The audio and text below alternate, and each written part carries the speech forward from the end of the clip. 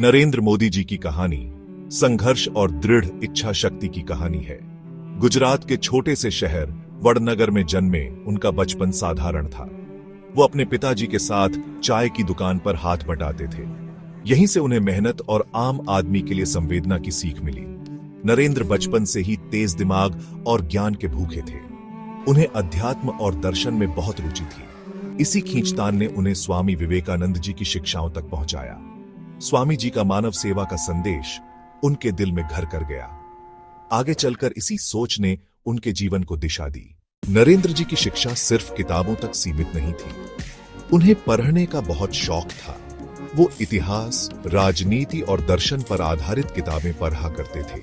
वो वाद विवाद और भाषण प्रतियोगिताओं में बढ़ चढ़कर हिस्सा लेते थे, जिससे उनकी वाक्पटुता निखरती गई। राजनीति में शुरुआती रुचि ने उन्हें राष्ट्रीय स्वयंसेवक संघ यानी आरएसएस से जोड़ा। आरएसएस एक राष्ट्रवादी संगठन है जो राष्ट्र सेवा पर जोर देता है। देशभक्ति और समाज सेवा की विचारधारा ने उन्हें बहुत प्रभावित किया।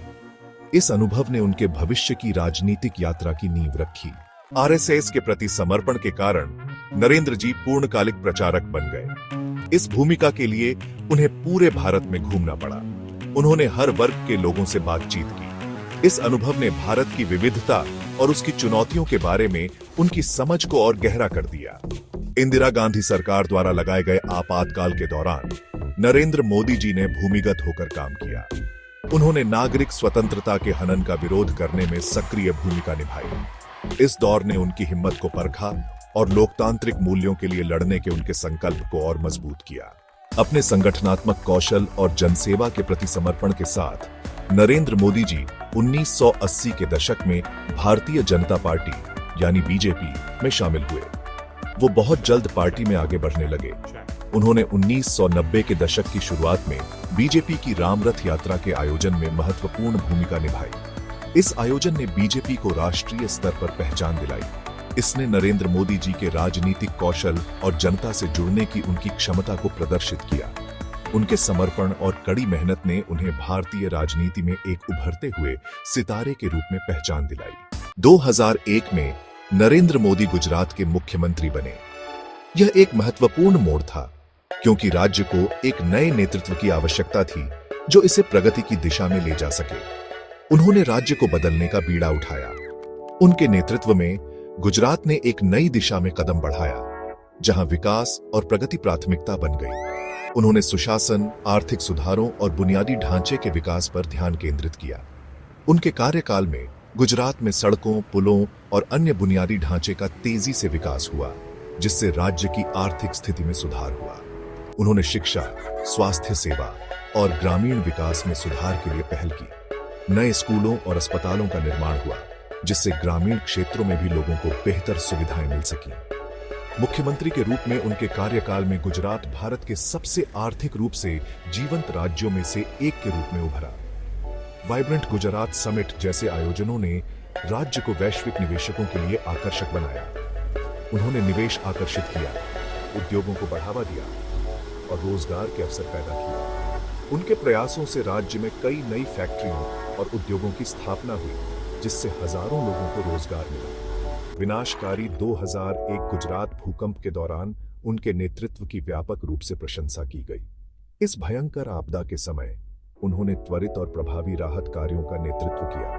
उन्होंने विपत्ति का सामना करते हुए धैर्य और करुणा का परिचय दिया। राहत शिविरों की स्थापना, पुनर्निर्माण कार्यों की निगरानी और प्रभावित लोगों के साथ संवाद में उनके नेतृत्व की क्षमता को साबित किया। उनके इन प्रयासों ने गुजरात को फिर से खड़ा होने में मदद की और राज्य को एक नई दिशा में आगे बढ़ाया। छठा भाग, देश की पुकार का जवाब। 2014 में नरेंद्र मोदी ने बीजेपी को आम चुनावों में ऐतिहासिक जीत दिलाई। यह जीत केवल एक राजनीतिक विजय नहीं थी, बल्कि यह भारतीय राजनीति में एक नए युग की शुरुआत थी। वो भारत के प्रधानमंत्री बने। उनके प्रधानमंत्री बनने के साथ ही देश में एक नई उम्मीद की किरण जागी। उनके चुनाव प्रचार ने लाखों भारतीयों की आकांक्षाओं को आवाज दी। उनके भाषणों में एक नई ऊर्जा और जोश था, जिसने हर भारतीय के दिल को छू लिया। उन्होंने उनमें एक ऐसे नेता को देखा जो विकास और सुशासन के अपने वे 2000 एम को पूरा कर सकता है। मोदी ने अपने कार्यकाल के दौरान कई महत्वपूर्ण योजनाओं की शुरुआत की, जिनका उद्देश्य देश के हर कोने में विकास लाना था। उनके चुनाव ने भारतीय राजनीति में एक नया मोड़ ला दिया। यह मोड़ केवल राजनीतिक नहीं था, बल्कि यह सामाजिक और आर्थिक बदलाव का भी प्रतीक था। इसने एक नए भारत के उदय का संकेत दिया, महत्वाकांक्षी, आत्मविश्वासी और विश्व पटल पर अपनी जगह बनाने के लिए तैयार। यह नया भारत केवल अपने विकास के लिए ही नहीं, बल्कि विश्व में अपनी पहचान बनाने के लिए भी तत्पर था। उनकी जीत उनके करिश्मे, उनकी दूरदृष्टि और आम भारतीयों की उम्मीदों, हजारीपन और सपनों से जुड़ने की उनकी क्षमता का प्रमाण थी। मोदी ने अपने कार्यकाल के दौरान कई महत्वपूर्ण निर्णय लिए, जिनका उद्देश्य देश को एक नई दिशा में ले जाना था। उनके नेतृत्व में भारत ने कई क्षेत्रों में महत्वपूर्ण प्रगति की, चाहे वह आर्थिक हो, सामाजिक हो या फिर अंतर्राष्ट्रीय मंच पर हो। नरेंद्र मोदी ने भारत को एक नई पहचान दिलाई, जो विश्व मंच पर गर्व से खड़ा हो सके। उनके नेतृत्व में भारत ने न केवल अपनी आंतरिक समस्याओं का समाधान किया, बल्कि अंतर्राष्ट्रीय स्तर पर भी अपनी स्थिति को मजबूत किया। यह जीत केवल नरेंद्र मोदी की नहीं थी, बल्कि यह हर भारतीय की जीत थी, जो बेहतर भविष्य की उम्मीद में जी रहा था।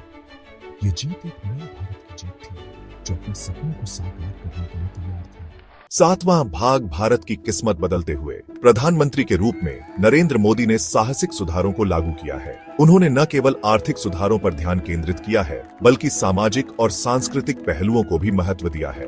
उनके नेतृत्व में भारत ने कई महत्वपूर्ण कदम उठाए हैं, जो देश की दिशा को बदलने में सहायक रहे हैं और महत्वाकांक्षी पहल शुरू की है। इन पहलों का उद्देश्य भारत को एक वैश्विक शक्ति के रूप में स्थापित करना है। उन्होंने विभिन्न क्षेत्रों में सुधार लाने के लिए कई योजनाएं शुरू की हैं, जिनमें शिक्षा, स्वास्थ्य और तकनीकी विकास शामिल है।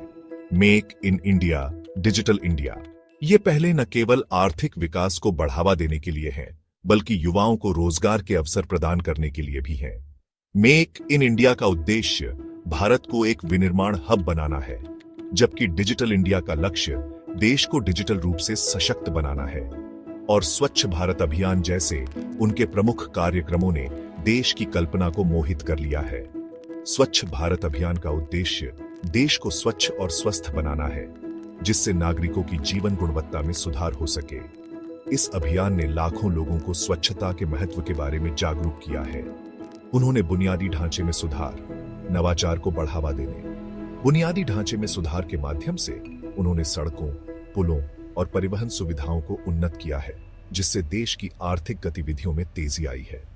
नवाचार को बढ़ावा देने के लिए उन्होंने स्टार्टअप्स और नई तकनीकों को समर्थन दिया है और गरीबों को सशक्त बनाने पर ध्यान केंद्रित किया है।